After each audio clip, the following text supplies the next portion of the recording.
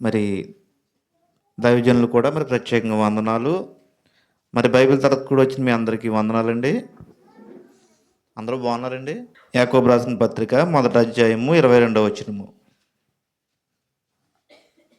మీరు వినువారు మాత్రమై ఉండి మిమ్మల్ని మీరు మోసపుచ్చుకొనకుండా వాక్య ప్రకారము ప్రవర్తించేవారునై ఉండుడి.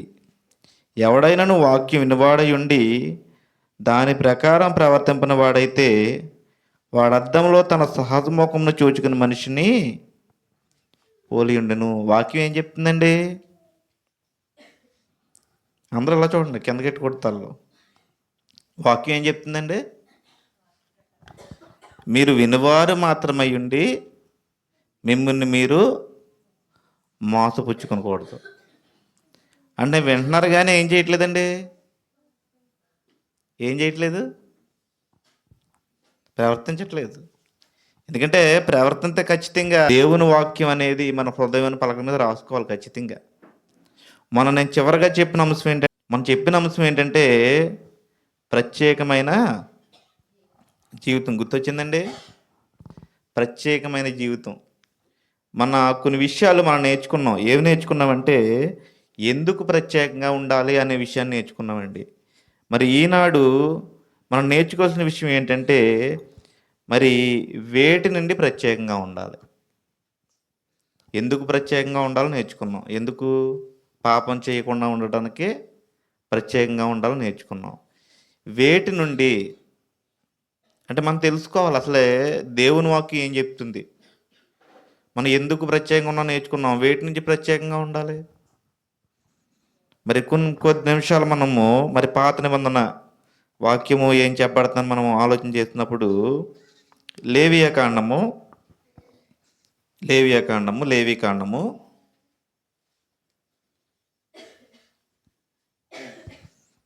20వ అధ్యాయము 26వ వచనము ఇక్కడ ఆలోచన చేద్దామండి. ప్రతి ఒక్కరు కూడా మరి మీకు దగ్గర ఉన్నటువంటి బైబిల్ పరిశుద్ధ గ్రంథాలు తీసి ప్రతి ఒక్కరు కూడా ఆలోచన చేయండి. లేవియాకాండము 20వ అధ్యాయము 26వ వచనము ఆలోచన చేద్దాం.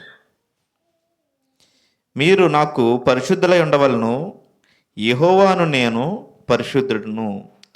మీరు నా వారై ఉండినట్లు అన్యజనుల్లో నుండి మిమ్మును వేరుపరిచితిని. ఇశ్రాయేల్ ప్రజలు మరి దేవుడు ఎలా చేశాడంటే వాళ్ళని ప్రత్యేకమైన వారిగా చేశారంట.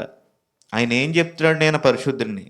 నేను పరిశుద్ధిని కాబట్టి మరి మీరు కూడా పరిశుద్ధంగా ఉండాలి అంటే అన్యజనులోంచి మిమ్మల్ని ఏం చేయాలండి? ప్రత్యేకపరచుకోవాలి. ఎందుకంటే దేవుని బిడ్డలు అనేవాళ్ళు వాళ్ళకి ఒక పరిమితి అనేది ఉంటుందండి. ఎప్పుడు కూడా నువ్వు బాప్తిజం పొందకముందు ఎలా ఉన్నప్పటికీ బాప్తిజం పొందిన తర్వాత ఆ వ్యక్తి మరి క్రీస్తు చేత రక్తం చేత కడగబడతాడు కాబట్టి నువ్వు క్రీస్తు వాడివైనప్పుడు నీకేముంటుంది? ఒక పరిమితి ఉంటుంది. రక్షణ పొందేసాను అన్నీ చేసేవచ్చు అంటే కాదండి. అన్నీ చేత పాపంలో పడతావు. దేవుడు అక్కడ పరిశుద్ధంగా ఉన్నాడు కాబట్టి ఇశ్రాయేలు ప్రజలకి ఏం చెప్తున్నాడంటే ఆయన మీరు అన్యజనులతో కలవద్దు, దేవుడిని తెలియని వారితో కలవద్దు, విగ్రహారాధన చేసిన వారితో కలవద్దు అని చెప్తున్నాడు ఇక్కడ. ఒక వ్యక్తి ఎప్పుడు పరిశుద్ధంగా ఉంటాడు అంటే దేవుని మాట మరి తూచా తప్పకుండా ఉన్నప్పుడే ఆ వ్యక్తి పరిశుద్ధంగా ఉంటాడు. లేదు నా జీవితం నా ఇష్టం అన్నావు అనుకోండి, నువ్వు అప్పటికి ఎక్కడికి వెళ్ళిపోయావు అంటే సాతాను ఆధీనంలోకి వెళ్ళిపోయావు. ఎందుకంటే దేవుని వాక్యము ప్రత్యేకించబడిన వాడు ఎప్పుడు కూడా దేవుని వాక్యానికే లోబడతాడు. మరి ఆనాడు ఇశ్రాయేలు ప్రజలు మరి దేవుడు మరి ప్రత్యక్ష గుడారం దగ్గర మరి ఆయనకి మీరు కనపరుచుకోవాలన్నప్పుడు వాళ్ళందరూ ఏం చేసేవారండి? ప్రతి ఒక్కరు కూడా మరి పరిశుద్ధపరచుకునేవారు. మన దేవుడు పరిశుద్ధుడు కాబట్టి మనం ప్రత్యేకంగా వేటి నుండి ఉండాలంటే ఇక్కడ దేవుని వాక్యం చెప్తుంది అన్యజనులు అంటే మిమ్మల్ని మీరు ఏం చేయాలంటండి? వేరు పరిచితిని. అలాగే కొరింథీయులకు రాసిన పత్రిక కూడా మరి చెప్పబడుతుందండి. 1 కొరింథీ 15వ అధ్యాయము 1 కొరింథీ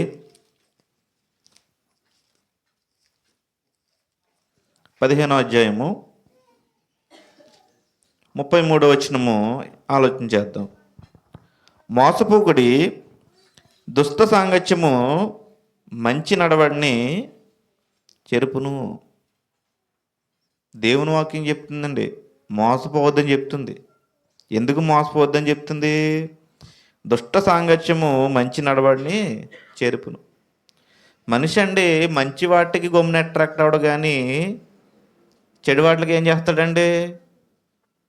అట్రాక్ట్ అయిపోతాడు ఎక్కువగా. మంచి చేయటానికి ఒక 10 మందిని రమ్మనండి, ఎవరైనా వస్తారా? చాలా తక్కువ. కానీ చెడ్డ పని చేయాలంటే మాత్రం చాలామందిని వెనక్కుంటారు. దేవుని వాక్యం చెప్తుంది, మోసపోకుడి, దుష్ట సాంగత్యము మంచి నడవడిని చెడుపును.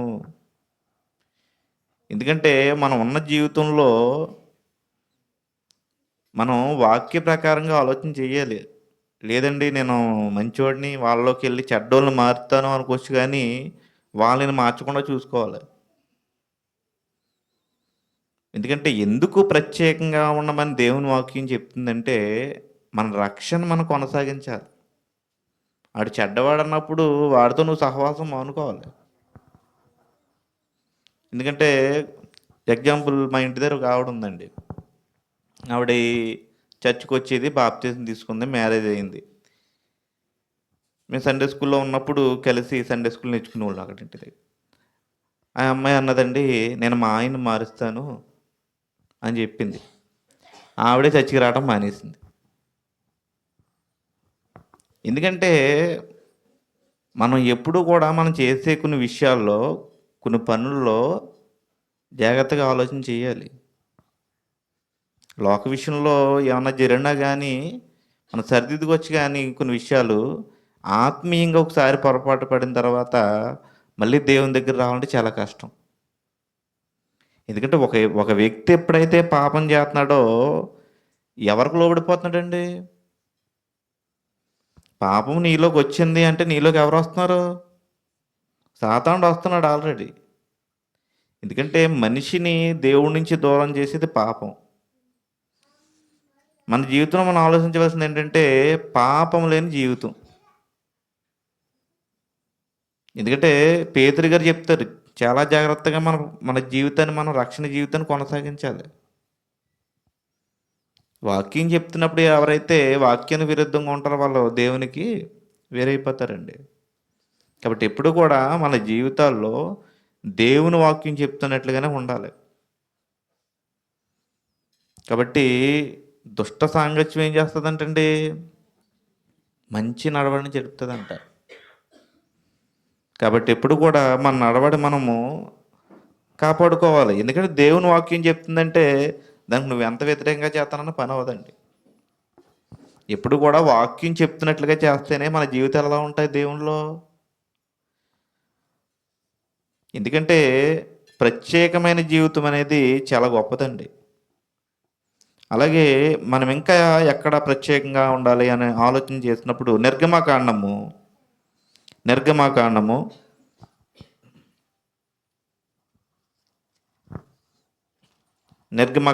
33వ అధ్యాయము, నా ఎడను నీ ప్రజల ఎడను నీ కటాక్షం కలిగినదని దేని వలన తెలియబడును, నీవు మాతో ముచ్చట వలనే కదా. అట్లా మేము అనగా నేనును నీ ప్రజలను భూమి మీద ఉన్న సమస్త ప్రజల నుండి ప్రత్యేకింపబడదమని ఆయనతో చెప్పాను.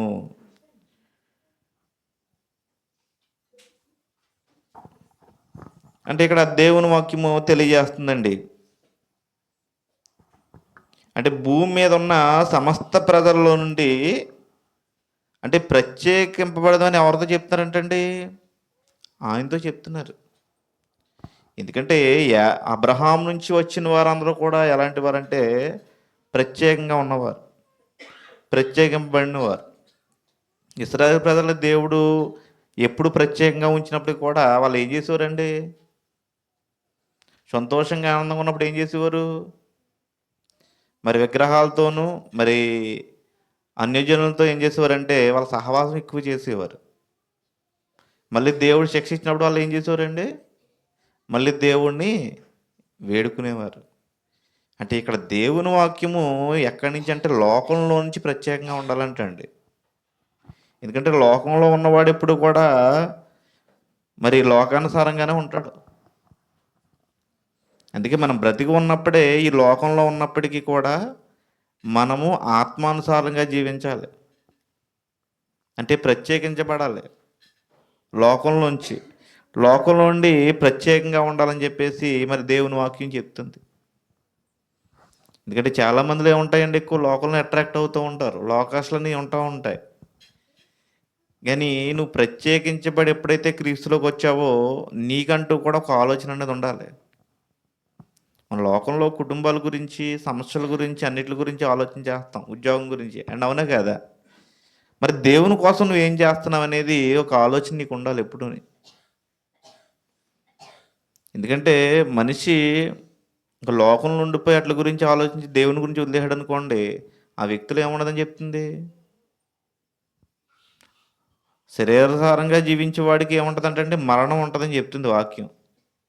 కానీ ఆత్మానుసారంగా జీవించే వాడికి ఏముంటుందండి, జీవమును, నిత్య జీవము, సమాధానం ఉంటుందని చెప్పేసి దేవుని వాక్యము తెలియజేస్తూ ఉంది. అంటే మనం ఎప్పుడు కూడా మన అనుదిన జీవితంలో మనం ప్రత్యేకంగా ఉండాలి అంటే నువ్వు దేవునికి ఇచ్చినటువంటి కొన్ని బాధ్యతలు ఉంటాయండి. ఎప్పుడు కూడా ప్రత్యేకంగా జీవించడం అంటే మాటలు కాదండి. జీవించడం అందరం జీవించేస్తాం, కానీ ప్రత్యేకంగా నువ్వు జీవించాలంటే మరి లోకంలో ఉన్నప్పటికీ కూడా లోకాశలు ఏం మనలో ఉండకుండా దేవునిలో ప్రత్యేకంగా ఉండాలి మనం. అలాగే ఇంకా దేవుని వాక్యము మనము ఆలోచన చేస్తున్నప్పుడు యెహోషువ గ్రంథం 23వ అధ్యాయము.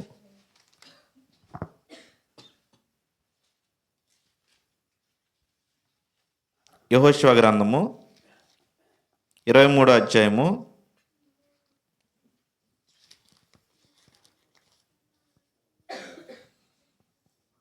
7వ వచనము. నీ యొద్ద మిగిలి ఉన్న ఈ జనులు సహవాసం చేయక, వారి దేవత పేర్లను ఎత్తక, వాటిని తోడని ప్రమాణం చెయ్యక, వాటిని పూజింపక, వాటికి నమస్కరింపక. ఇక్కడ దేవుడు చెప్తూ ఉన్నాడండి, మీ యొద్ద మరి మిగిలి ఉన్న జనులు వేటితో సహవాసం చేయకూడదంటండి, వేటితో సహవాసం చేయకూడదంటండి, దేవత పేర్లు ఎత్తకూడదంట. మరి ఎత్తక వాటి తోడని ప్రమాణం చెయ్యక, వాటిని పూజింపక, నమస్కరింపక అని చెప్పబడుతుందండి. దేవతల పేర్లు ఎత్తకూడదంటే మరి కొంతమంది పేర్లు మార్చేసుకుంటారు. ఈ పేర్లు ఎత్తకూడదంటండి మనం. ఎందుకంటే ఇక్కడ దేవుని వాక్యం చెప్తుంది వాటితో అసలు సహవాసం చేయకూడదంటండి. సహవాసం చేయకూడదు, మరి వాళ్ళ పేర్లు ఎత్తకూడదు, వాటిని పూజింపకూడదు, వాటిని ఏం చేయకూడదండి, నమస్కరింపకూడదు. ఎక్కువ పండగలు వస్తున్నప్పుడు మనం ఎక్కడికి వెళ్తూ ఉంటామండి, చుట్టాలింటికి వెళ్తూ ఉంటాం. ఈ సీజన్లోనే సంక్రాంతి లేదా దసరా టైంలో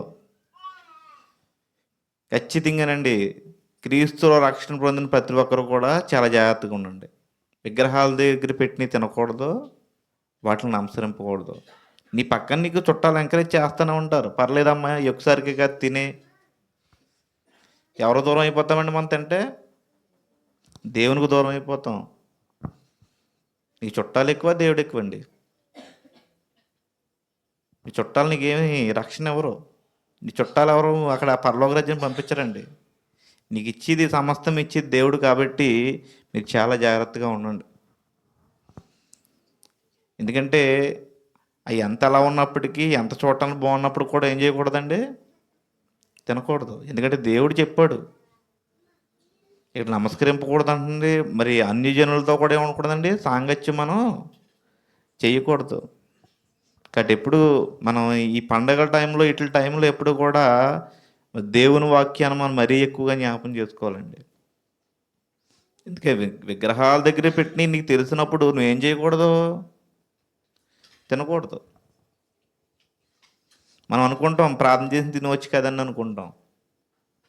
నువ్వు ప్రార్థన చేసి తినేవచ్చు అనుకోవచ్చు, కానీ నీ పక్కన ఉన్న వాళ్ళు ఏమనుకుంటారంటే క్రైస్తవుడు అయ్యుండి కూడా ఏం తింటున్నాడు అనుకుంటారండి?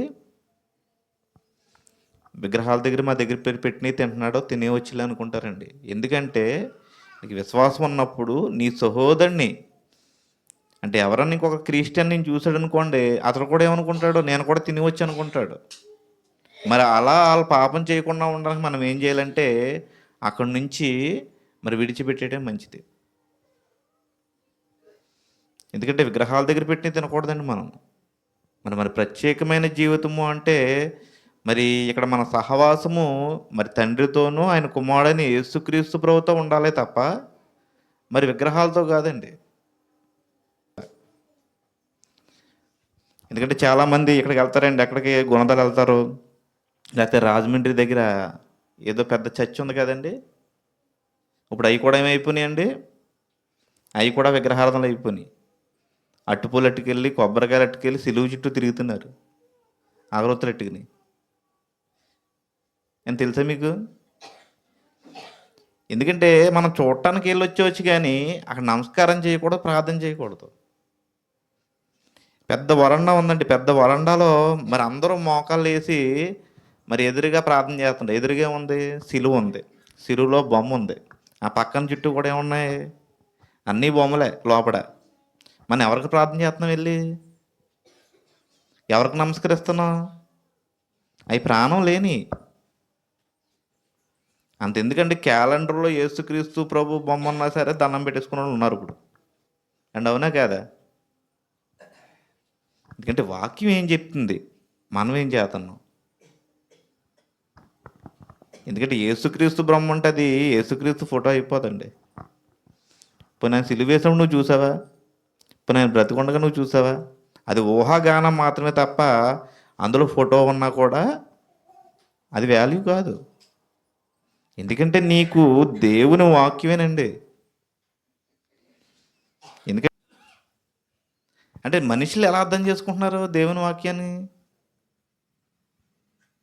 ఇప్పుడు జాబ్ కోసం నోటిఫికేషన్ పడింది అనుకోండి, ఎంత రీతికెత్తామండి?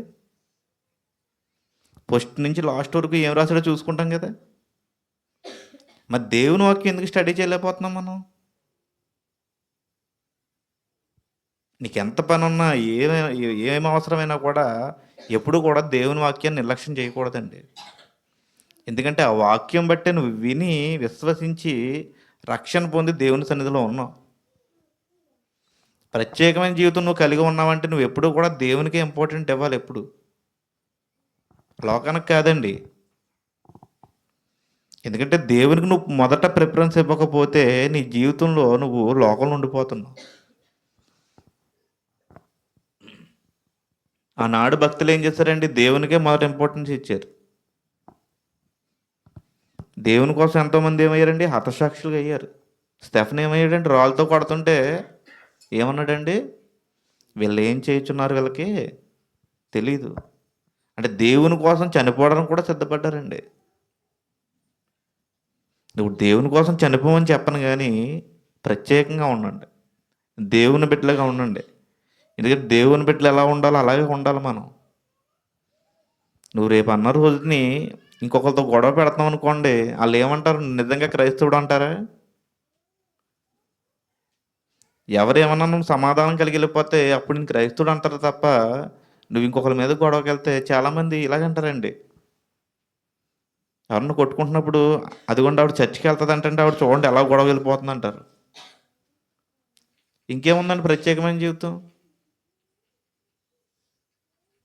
ఎందుకంటే నీకు ఏ బాధ ఉన్నా, ఏ కష్టం ఉన్నా, ఏ నష్టం వచ్చినా ఎవరితో చెప్పుకోవాలండి మనం ఎప్పుడు కూడా? ఎవరితో చెప్పుకోవాలండి? దేవునితో చెప్పుకోవాలి. చెప్పుకుంటున్నామండి. కాబట్టి దేవుని వాక్యము చెప్పినట్లుగా చేయటమే మరి ప్రత్యేకమైన జీవితం. మరి చాలా జాగ్రత్తగా ఉండండి. ఎందుకంటే మరి దేవుని వాక్య ప్రకారం జీవించడం చాలామంది కష్టం అంటారు కానీ మరి దేవునికి మనం ప్రత్యేకమైన జీవితం మనం జీవించాలి అంటే మరి ఎప్పుడు కూడా ఎలా ఉండాలంటే మరి దేవుని వాక్య విషయంలో మనం చాలా జాగ్రత్తగా ఉండాలండి. మరి ఇర్మీయా గ్రంథము 15వ అధ్యాయం ఏం చెప్పబడుతుందంటే, ఇర్మీయా గ్రంథము మళ్ళీ ఏదో రోజు మీ అందరిని అడుగుతానండి, నేను జాగ్రత్తగానండి. ఇర్మియా గ్రంథము 15వ అధ్యాయము 19వ వచనం.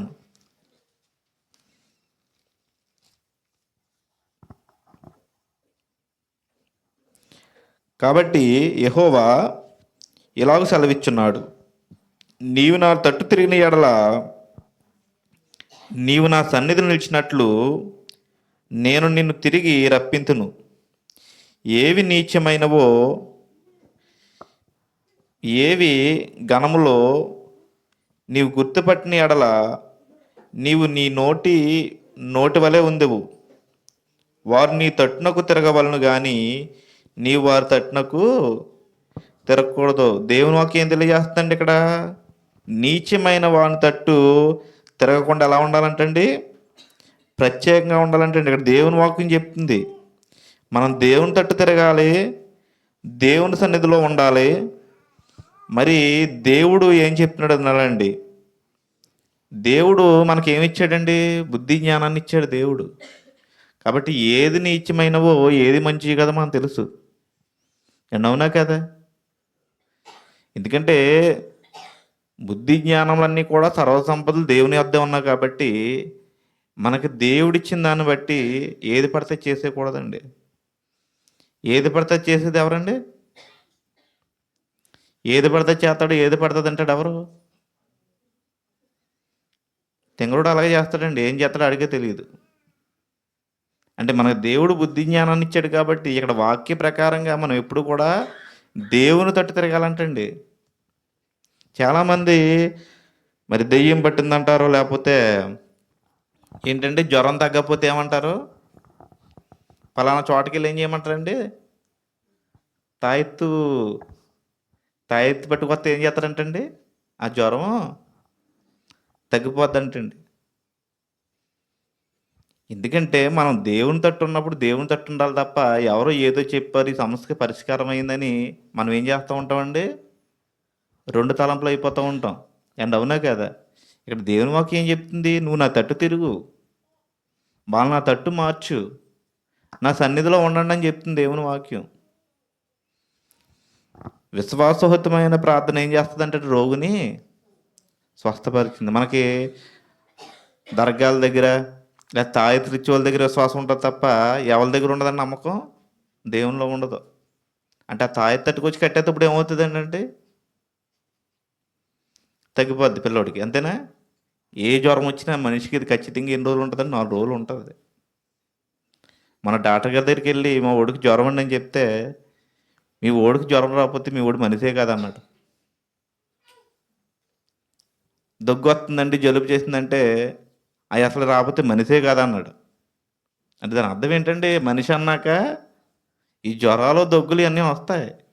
ఇవన్నీ వస్తేనే మనిషి అంట. అది ఏమంటున్నాడు? మనిషి కాదంటున్నాడు ఆయన, విష్ణుమూర్తి గారండి. కాబట్టి మనకి ఎప్పుడూ కూడా మనము జీవితంలో వాళ్ళు అది చెప్పారు, వీళ్ళు ఇది చెప్పారని చెప్పేసి మనం ఏం చేస్తూ ఉంటామండి? భయపడిపోతూ ఉంటాం. మొన్న ఒక అమ్మాయికి అంటే 2 కాళ్ళ మధ్యలోంచి పాము వెళ్ళిందంట. ఆ అమ్మాయి ఏం చేసింది? తలగడ కింద బైబిల్ పెట్టేసింది. అంటే బైబిల్ పెడితే ఏం రాదు ఇప్పుడు? మరి పాములోడి దగ్గరికి వెళ్ళి ఏం తెచ్చుకుందంటండి? ఏ గింజలు ఎత్తారు కదా, గింజలు తెచ్చుకుందంట. ఇంతకీ పాము రాలేదు, ఏమీ లేదు. అంటే మనిషి ఏమనుకుంటున్నాడు? ఇవన్నీ జరుగుతున్నప్పుడు మనిషికి కొన్ని ప్రార్థన చేసుకుంటే ఒక ధైర్యం అనేది ఉంటుంది. నీ వాక్యము బాధల్లో ఏం చేస్తుందంటే నీకు ఏం కలిగిస్తుంది? నెమ్మది కలిగిస్తుంది. బైబిల్లో సమస్తము ఉందండి. కానీ మనిషి ఏం చేస్తున్నాడంటే పక్కన వాళ్ళ మాట వింటున్నాడు కానీ ఎవరి మాట వింటలేదు? దేవుని మాట వింటలేదు. ఎందుకంటే హిజ్కియాకి మరణకరమైన రోగం, చచ్చిపోతాడని తెలిసినప్పుడు ఏం చేశాడండి? గోడ వైపు తిరిగి ఏం చేశాడు? ప్రార్థన చేశాడు. మరి తలగడి కింద బైబిల్లో ధర్మశాస్త్రం అవి పెట్టుకోలేదు. లేకపోతే అనేక వైద్యులు ఉన్నారు, వాళ్ళందరినీ పిల్లల్ని అనలేదండి. దేవుడి మీద విశ్వాసం ఉంచాడు, ప్రార్థన చేశాడు, దేవుడిని అడిగాడు, నీ సన్నిధిలో నేను ఎలాగ ఉన్నాను? మరి ప్రత్యేకమైన జీవితం అంటే నీ జీవితంలో నువ్వు ఎప్పుడు కూడా ఎటువైపు వెళ్ళొద్దని చెప్తుందండి వాక్యం? అన్యుల వైపు, దేవుని బిడ్డలు కాని వారి వైపు వెళ్ళొద్దు. ఎందుకంటే మనం వాళ్ళలోకి వెళ్ళామంటే ఎలా మారిపోతామండి? వాళ్ళ మారిపోతాం. కాబట్టి చాలా జాగ్రత్తగా ఉండాలండి. అలాగే నీచమైన వాడి తట్టు తిరగక. నీచమైనవి చాలా ఉన్నాయి భూలోకంలో.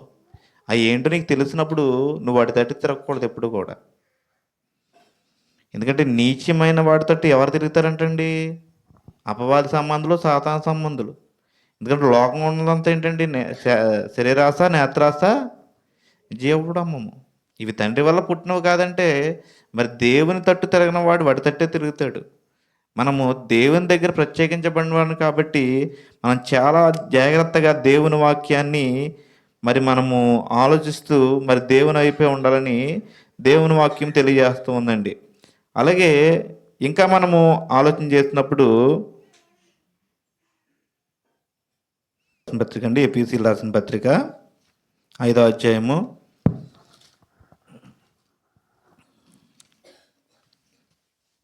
ఎపిసిలు రాసిన పత్రిక 5వ అధ్యాయము 11వ వచనము.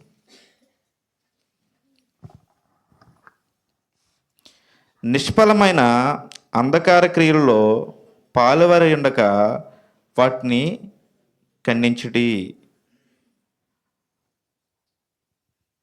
అంటే మనము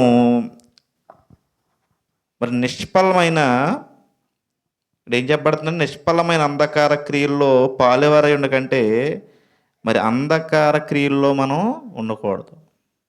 అంధకార క్రియల్లో ఉండకుండా ఎలా ఉండాలంటండి? ప్రత్యేకంగా ఉండాలంటండి. అంటే నిష్ఫలమైన ప్రయోజనం లేదు మనకి.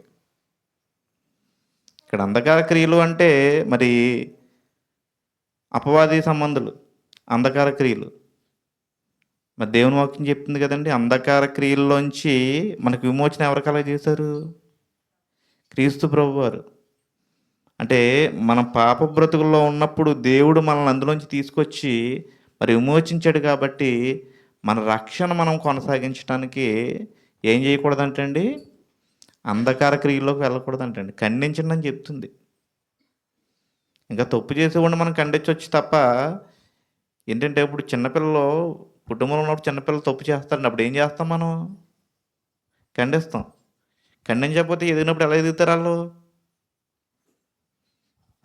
ఎందుకంటే చిన్నపిల్లల్ని ఇప్పుడు కూడా మరి వాక్యంలో పెంచండి అని దేవుని వాక్యం ఎందుకు చెప్తుందంటే మరి వాక్యం అనేది పిల్లల్ని ఏం చేస్తుందంటే దేవునిలో ఉంచుతుందండి. మరి ప్రత్యేక జీవితంలో ఒక భాగం ఏంటంటే మన పిల్లల్ని ఇప్పటి నుంచి కూడా దేవునిలో పెంచడం. ఎందుకంటే దేవుని బిడ్డలు అయిన వారికి దేవుని బిడ్డలు కాని వారికి చాలా వ్యత్యాసం ఉంటుందండి. ఎందుకు అంటే వాళ్ళు చిన్నప్పటి నుంచి దేవునిలో ఎదిగినప్పుడు వాళ్ళు ఎక్కడ ఉంటారని చెప్తుందండి దేవుని వాక్యము? బాలుడు నడవలసిన త్రోవను వానికి నేర్పు, పెద్దవాడైపు ఎక్కడి నుంచి తొలగిపోవడంటండి? దాని నుంచి ఎప్పుడు కూడా తొలగిపోడు. మనం పిల్లలని చెప్పి చాలా గారం చేస్తూ ఉంటామండి, కానీ దేవుని విషయం దగ్గర ఎప్పుడు కూడా గారం చేయకండి. పిల్లల్ని ఎప్పుడు కూడా ఏం చేయాలంటే దేవుని వాక్యంలో పెంచండి, అది మాత్రం ఖచ్చితం. ఎందుకంటే పెద్ద అయిన తర్వాత పిల్లలు దేవుళ్ళకి లేకపోతే వినరండి, మాట వినరు. కొంతమంది అంటూ ఉంటారండి, మా అబ్బాయి చర్చికి ఇలా ప్రార్థన చేయండి. మరి చిన్నప్పటి నుంచి నేర్పితే ఎక్కడ ఉంటాడండి? ఇప్పుడు కాబట్టి విన్నారు కాబట్టి చిన్నప్పటి నుంచి దేవుళ్ళు ఉన్నారు కాబట్టి ఇప్పుడు ఎక్కడున్నారండి? దేవుని సన్నిధిలో ఉన్నారు. కాబట్టి మనం మన జీవితాలు ఎప్పుడు కూడా అంధకార క్రియల్లోకి వెళ్ళకూడదని చెప్పేసి మరి దేవుని వాక్యము మరి తెలియజేస్తూ ఉంది. మరి ఇంకా మనము వేటి నుంచి ప్రత్యేకంగా ఉండాలని మనం ఆలోచన చేసినప్పుడు మరి తెస్సలోనికీలకు రాసిన రెండవ పత్రిక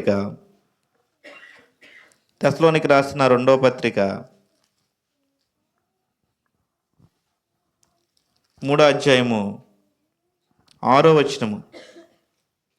సహోదరులారా, మా వలన పొందిన బోధన ప్రకారం కాక అక్రమంగా నడుచుకును ప్రతి సహోదరుని యొద్ద నుండి తొలగిపోవాలని మన ప్రభువైన యేసుక్రీస్తు పేరట మీకు ఆజ్ఞాపించుచున్నాము. మరి అపోస్తలుడైన పౌలు చెప్తూ ఉన్నాడండి, మనం ఎలా ఉండాలంటండి? వాక్యం ఏదైతే వింటున్నామో మరి వాక్య ప్రకారం కాక అక్రమంగా నడుచుకునే వారి యొద్ద నుండి ఏం చేయాలంటండి? మనం అక్రమంగా చేయవారి దగ్గర ఉండకూడదంటండి. అక్రమంగా నడుచుకున్న ప్రతి సహోదరుని యొద్ద నుండి తొలగిపోవాలని మన ప్రభు అయిన యేసుక్రీస్తు పేరట మీకు ఆజ్ఞాపించుచున్నాము. మన సేవకులను గమనించాలండి, ఎప్పుడు కూడా పక్క సహోదరులను కూడా గమనించుకోవాలి. ఎందుకంటే దేవుడు యేసుక్రీస్తు ప్రభు వారు మత్తయి సువార్తలో ఏం చెప్పబడుతుందండి? అక్రమం చేయవారులారా నా యొద్ద నుండి పొండి అంటున్నాడు ఆయన. ఎందుకంటే దేవుని వాక్య విషయంలో ప్రతి విషయంలో ఒక క్రమం, ఒక పద్ధతి ఉంటుందండి. ఆ క్రమము పద్ధతి లేనప్పుడు దేవునిలో మనం ఉండలేం. ఎందుకంటే ఒక క్రమము ఎప్పుడు కూడా క్రమబద్ధంగా ఉండాలి మన జీవిత విధానం. అపోస్తలుడైన పౌలు ఏం చెప్తాడండి? చెప్పిన వాక్య బోధన ప్రకారం కాక. ఇప్పుడు మనం బోధ అంటున్నామండి, ఆ బోధ ప్రకారంగా ఉండాలి ఎవరి జీవితాలైనా కూడా. నేను లోకంలో చాలామంది గొప్పోళ్ళు అంటూ ఉంటాం. దేవుని దగ్గర గొప్పోళ్ళు చిన్నోళ్ళు ఎవ్వరు లేరండి, అందరూ కూడా దేవుని దృష్టిలో సమానులే. ఎందుకంటే బోధన ప్రకారం మన జీవితం లేకపోతే మరి అక్రమం చేయవారులారా నా యొద్ద నుండి పొండి అని ఆయన అంటూ ఉన్నాడు. కాబట్టి ప్రతి విషయంలో ఒక పద్ధతి ఉంటుందండి. ఇప్పుడు ఆరాధన జరుగుతున్నప్పుడు ఒక క్రమం కలిగి రావాలి ఎప్పుడు. అండ్ అవునా కాదా? ఇక్కడ క్రమంగా నడుచుకోమని చెప్తుంది. కొంతమంది ఎప్పుడు వస్తారండి? ప్రభువుల కార్యక్రమం అయిపోయిన తర్వాత వస్తారు. కొంతమంది ఎప్పుడు వస్తున్నారు? ముగింపు ప్రార్థనలో వచ్చి కూర్చుంటున్నారు. మొన్న ఒకరిని చూసానండి, ముగింపు ప్రార్థనలో వస్తున్నారు. ఏం చెప్తామండి? ఇన్ని చెప్పినప్పటికీ కూడా మరి ఆ సమయానికి వస్తున్నారంటే చాలామంది అనుకుంటారండి మైక్ కదండి మేము ఇంటి పక్కనే ఉన్నాం అనుకోవచ్చు. కానీ వాక్యం ఏం చెప్తుందండి? సమాజంగా కూడటం మానక. ఈ పక్కన ఇల్లు అయినా కూడా ఎక్కడ ఉండాలండి? సమాజంగా కూడుకోవాలి ఎప్పుడు కూడా మనం. చర్చి దగ్గరండి నేను ఇంట్లో కూర్చుని అంటానండి, ప్రభువుల కార్యక్రమం వస్తా అంటే కాదండి. దేవుని వాక్యం అందరికీ కూడా ఈక్వల్గానే చెప్తుంది. కాబట్టి ఇక్కడ బోధ ప్రకారం మన జీవితం ఉండాలండి. సహోదరులారా, మా వలన పొందిన బోధ ప్రకారము కాక. ఈ బోధ అనేది ఎప్పుడు కూడా మనిషిని ఏం చేస్తుందంటే ఆ బోధ ప్రకారం నడుచుకున్నవాడే మరి దేవునిలో ఉంటాడు. దేవుని మాట ఏంటంటే ప్రత్యేకంగా దేవుడు వచ్చి చెప్పడండి మన కల్లోకి. దేవుని వాక్య ప్రకారం ఏంటంటే వాక్యమే దేవుడు, ఆ వాక్యమే నేనై ఉన్నానని ఆయన అన్నప్పుడు వాక్యం ఏదైతే చెప్తుందో అది ఖచ్చితంగా మనం చెయ్యాలి. చాలామంది జీవితంలో మనం అనుకుంటాం నేను ప్రార్థన చేస్తున్నాను, దేవుని వాక్యం మరి ప్రతిరోజు స్టడీ చేస్తున్నాను, నేను మంచి పనిలే చేస్తున్నాను, మన జీవితం ఎందుకు ఇలా ఉందని మనం అనుకోవచ్చు. కానీ బోధ ప్రకారం చేస్తున్నావా లేదా నువ్వు? ఎందుకంటే బోధ అనేది ఇంతే కాదండి. బోధ ఏం చేయాలని చెప్పబడుతుందండి వాక్యం. ఇందాక యాకోబు రాసిన పత్రిక చదువుతాం కదండి. ఏం చేయాలండి? మీరు వినువారు మాత్రమై ఉండి మిమ్మును మీరు మోసపుచ్చుకున్నాకండి. ఇప్పుడు నువ్వు వినేసి దేవుని సందులోంచి వెళ్ళిపోతున్నావంటే నిన్ను నువ్వు మోసపుచ్చుకుంటున్నావు. కొంతమంది మనుషులను మోసం చేయొచ్చు, కానీ ఎవరిని మోసం చేయలేమండి మనం? దేవుడిని ఎప్పుడు కూడా మనం మోసం చేయలేం. ఎందుకంటే దేవుడు నీ హృదయంలో ఉన్న నీ హృదయం కూడా ఆయనకి ఎలా కనిపిస్తుందంటే అండి, తేటగా కనిపిస్తుందంట. నీ హృదయంలో ఏం తలంపులు ఉన్నాయో కూడా ఆయన తెలుసు. కాబట్టి మన జీవితం ఎలా ఉండాలంటే అక్రమంగా ఎవరైతే ఉంటారో వారి నుంచి మనం తొలగిపోవాలని చెప్తుంది వాక్యం. ఒకసారి బైబిల్ మిషన్ పాస్టర్ గారు ఉన్నారండి, నేను అక్కడ టీవీ ఛానల్లో చేసేవాడిని. ఆయన ఏదో పెద్ద పాస్టర్ అంటున్నారు కదా, పోనీ ప్రార్థన చేస్తారని చెప్పేసి మా వదిన గారు అబ్బాయి తెంగర ఉండేవాడండి చిన్నప్పుడు. ఆయన ఏమనంటే స్వస్థ స్థలాలు తీసుకొచ్చే అంటే అక్కడి నుంచి ఎక్కడికి వెళ్ళాలంటండి, చల్లపిల్లి వెళ్ళాలి, స్వస్థ స్థలాలకు తీసుకొచ్చే ప్రార్థన చేద్దాం అన్నాడు. అంటే అసలు బైబిల్ వాక్యం ఎక్కడ స్వస్థ స్థలం మాట ఉందండి? నేను ఏమడిగాను, ఒక ప్రార్థన అడిగాను ఆయన్ని ఎప్పుడో మాట, కానీ ఆయన ఏమంటున్నాడో స్వస్థ స్థలాలు అంటున్నారు. ఈనాడు చాలామంది స్వస్థ స్థలాలకు అంటున్నారు, కానీ అసలు బైబిల్ గ్రంథంలో ఎక్కడ స్వస్థ స్థలం మాట ఉందండి? ఇప్పుడు యేసుక్రీస్తు ప్రభు వచ్చినప్పుడు స్వస్థ స్థలాల దగ్గరికి వచ్చి అన్నాడు ఆయన. ఎందుకంటే కొన్ని కొన్నిసార్లు కొంతమంది చెప్తూ ఉంటారండి, అక్కడ స్వస్థత ఉంది, అక్కడికి వెళ్తే ఖచ్చితంగా నీకు ఏం కలుగుతుంది అంటారు, స్వస్థపరిచిపోతూ ఉంటారు. కానీ దేవుని వాక్యం ఏం చెప్తుంది? విశ్వాసహితమైన ప్రార్థన ఆ రోగిని స్వస్థపరచును. అంతేగాని స్వస్థతాల గురించి ఎక్కడా లేదండి. ఎందుకంటే స్వస్థత అనగానే చాలామంది ఎక్కడికి వెళ్ళిపోతారంటే స్వస్థతాల దగ్గరికి వెళ్ళిపోతూ ఉంటారు. ఎందుకంటే చాలామంది తెలియదండి. ఎప్పుడు కూడా చాలామంది విశ్వాసంతో ప్రార్థన చేస్తున్నప్పుడు ఖచ్చితంగా ఆ క్రియ అనేది జరుగుతుంది. మనం అది ఆలోచన చేయాలి ఎప్పుడు కూడా. స్వస్థత చాలు కాదండి, మన ఇంట్లో ఉండైనా మనం ప్రార్థన చేసుకోవచ్చు. అది దేవుని సేవకుల సన్నిధికి వచ్చి అయినా ప్రార్థన చేసుకోవచ్చు. ఎందుకంటే అక్రమంగా నడుచుకోవటం అంటే చాలామంది అక్రమంగా నడుచుకుంటున్నారు. అంత ఎందుకంటే మన అమలాపురంలో ఏమైంది, 100 రూపాయలతో ఒక ప్రార్థన, 50 రూపాయలతో ఒక ప్రార్థన అంటండి. అంటే ఆవిడకి ప్రార్థనని ఎలా మార్చేసాడు, బిజినెస్ కింద మార్చేసాడు. కాబట్టి మనం చాలా జాగ్రత్తగా ఉండాలండి. అక్రమం చేయవారు ఎప్పుడు కూడా మరి దేవుని దగ్గర ఎవరు ఉండరు. మనమైతే ఏం చేయాలంటే అక్రమం తెలిసినప్పుడు అక్కడి నుంచి ఏం చేయాలని చెప్తుందండి వాక్యము, అక్కడి నుంచి మనం తొలగిపోవాలి. నీకు అక్రమం తెలిసి పాపం అని తెలుసు కూడా ఇంకా అక్కడే ఉంటానంటే ఏం జరుగుతుందండి? కాబట్టి మనం ఎప్పుడు కూడా మరి అక్రమం తెలిసినప్పుడు మనం చెప్పాలి, ఖండించాలని కూడా వాక్యం చెప్తుంది. కనీసం ఖండించినప్పటికీ వాళ్ళ దేవుళ్ళలోకి రాకపోతే మనం అక్కడి నుంచి ఏం చేయాలండి? మనం క్రమంలోకి రావాలి. అంటే అక్రమైన వాటి నుంచి ప్రత్యేకపడాలని చెప్పేసి దేవుని వాక్యం తెలియజేస్తూ ఉంది. ఎందుకంటే విన్నవాడు రక్షించబడతాడండి, వినలేని వాడికి ఏముంటుందండి? శిక్ష అనేది ఖచ్చితంగా ఉంటుంది. చూడండి, రోమిల్ రాసిన పత్రిక 16వ అధ్యాయము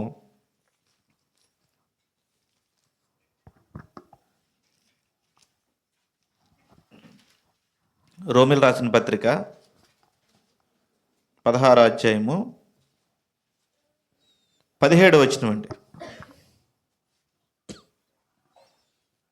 సహోదరులారా, మీరు నేర్చుకున్న బోధకు వ్యతిరేకముగా భేదములను ఆటంకములను కలగజేయ వారిని కనిపెట్టియుండుడని మిమ్మల్ని బతిమాలుకొనుచున్నాను.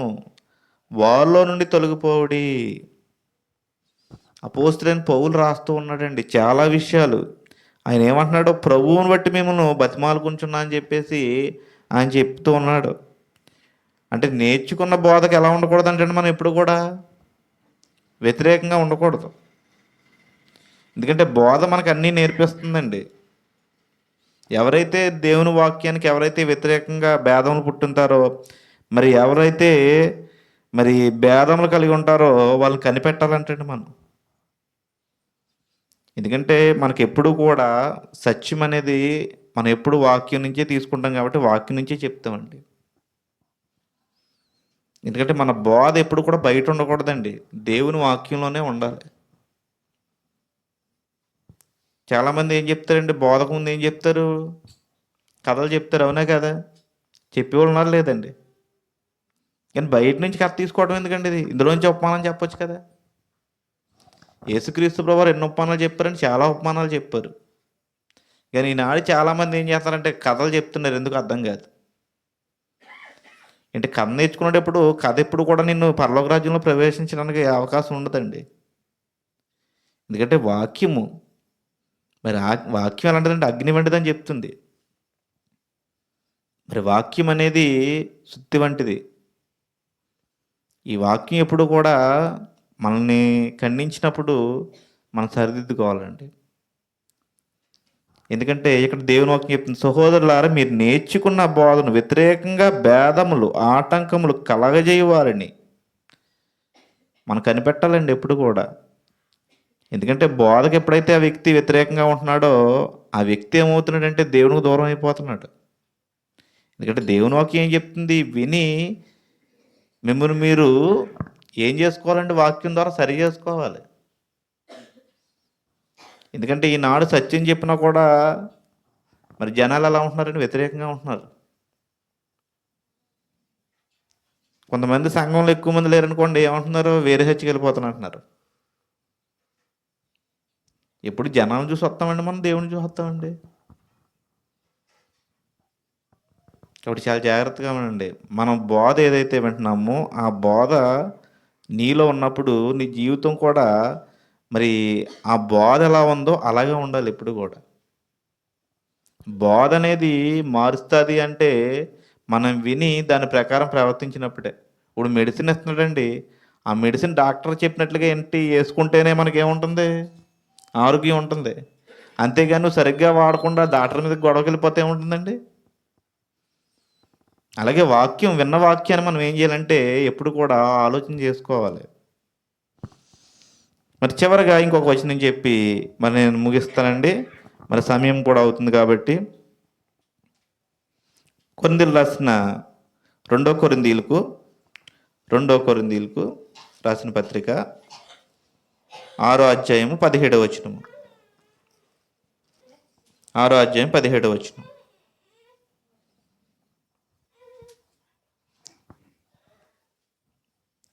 దేవుని ఆలయముకు విగ్రహంతో ఏం పొందిక. 16 నుంచి అండి. మనము జీవము గల దేవుని ఆలయమై ఉన్నాము, అందుకు దేవుడు ఇలాగూ సెలవిచ్చున్నాడు, నేను వారిలో నివసించి సంచరింతును, నేను వారి దేవుడినయ్యుందును, వారు నా ప్రజల యందురు.